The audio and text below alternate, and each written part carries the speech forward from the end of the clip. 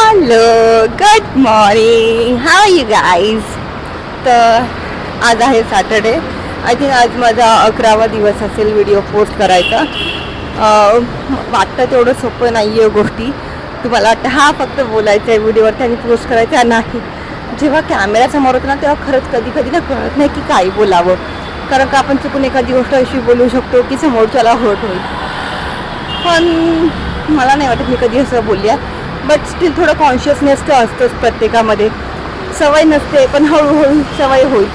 कारण का मी ठरवलं आहे हे पूर्ण वर्ष रोज छोटे छोटे मोमेंट शेअर करते तुमच्याबरोबर. जास्त काही मोठं मेजर नाही असलं तरी छोट्या छोट्या गोष्टी नक्की शेअर करणार. आणि जसं तुम्हाला माहिती आहे हे 3 काका आज इथे बसलेले आहेत. ऑलरेडी झाले आहेत 9:25 किंवा 9:30. तरी पण आज हे बसले आहेत त्यामुळे आज त्यांच्या जरा गप्पा मोठ्या चालल्या असतील. तुम्ही बघू शकता इथे.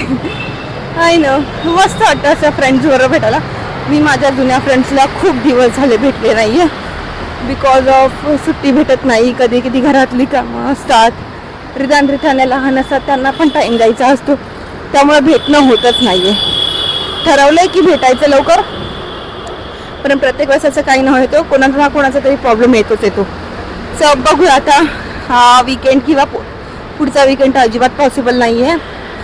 थोडं ऑफिसचं काम आहे. ऑफिसचं काम नाही, एक मोठं छान सरप्राईज आहे. मी तुम्हाला दाखवेल ऑफिसचं पण. आणि हो, त्यामुळे टाईम नाही भेटत आहे. पण लवकरच मी काहीतरी असे प्रयत्न करेन की मी माझ्या कॉलेजच्या फ्रेंड्सला आणि माझं जुनं ऑफिस होतं ना, जे माझं प्रॉपर पहिला जॉब होता ॲज एन एचआर, मला त्या लोकांना पण भेटायचं आहे. सो मी ट्राय करेल की लवकरात लवकर त्यांना भेटू आणि छान छान व्हिडिओ काढू आणि तुमच्याबरोबर शेअर करू. ठीक आहे, आले आहे मेट्रोला त्यामुळे आता इथेच थांबावं लागेल. पण नंतर परत व्हिडिओ शूट करेल.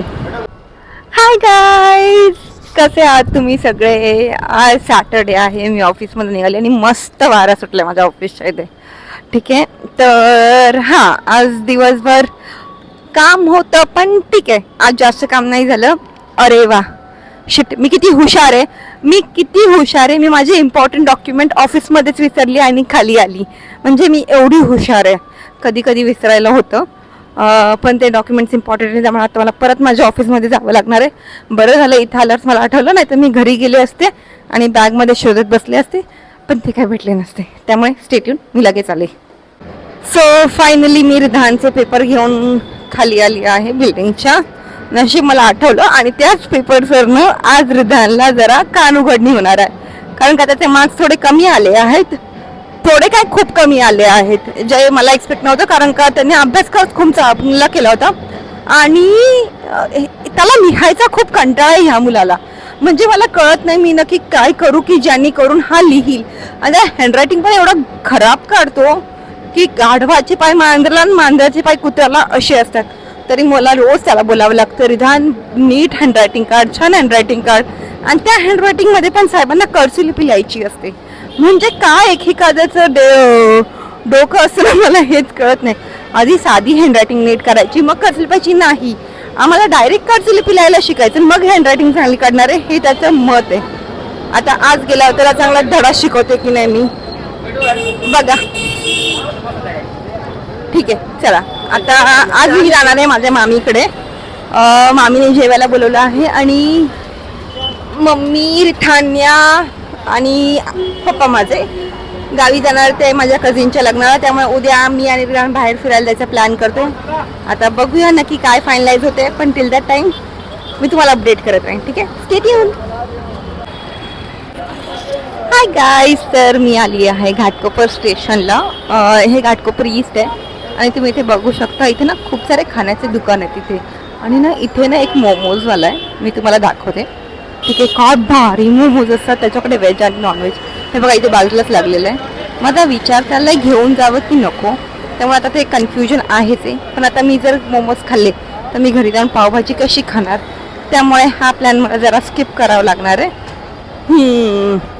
पण आता मी इथं इकडे आलेच आहे, तर मी आता घरी जाताना फरसाण घेऊन जाणार आहे, जेणेकरून रिधानला टिफिनवरती थोडंसं द्यायला. आणि मला पण सकाळी 11-11:30ला खूप भूक लागते ऑफिसमध्ये.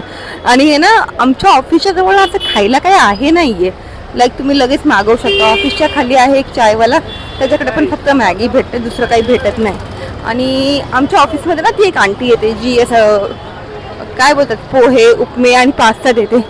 पण ना पोहा उपमा ठीक आहे, पण मला उपमा जास्त काही आवडत नाही. आणि पोहा माणूस रोज रोज खाऊन कंटाळतो. आणि पास्तामध्ये तर एवढं तेल असतं की मी ठरवले घरून काहीतरी घेऊन जाणार. आणि आता त्यामुळेच मी आता इथे ना एक दुकान आहे पटेल म्हणून, त्यांच्याकडे ना भारी फरसाण असतात. म्हणजे त्यांचे स्वतःचं असं आउटलेट आहे. आउटलेट म्हणजे ते बनवतात घरी नाही बनवतात, त्यांची स्वतःची फॅक्टरी आहे.